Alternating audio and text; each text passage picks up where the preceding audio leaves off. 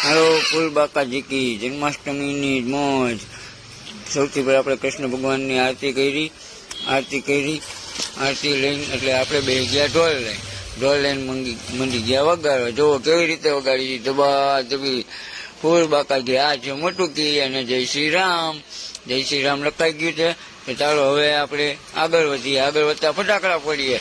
તો કેવો ફટાકડો ફૂટે જો આ છે કૃષ્ણ ભગવાનનો જન્મ થાય એટલે આપણે ફટાકડા તો ફોડવા જ પડે હો ભાઈ, એમાં મોજ જ આવે।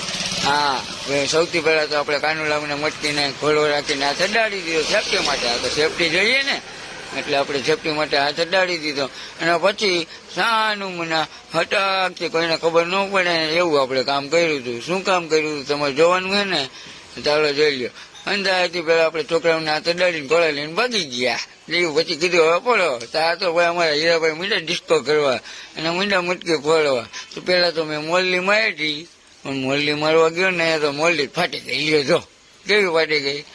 તો પછી અમારે ઋતિકભાઈ કે લાવો હું ફોડ નાખું, તો પડી નહીં ગઈ ને એક મટકી, પણ એક જે માખણની મટકી હતી એ તો બાકી રહી ગઈ।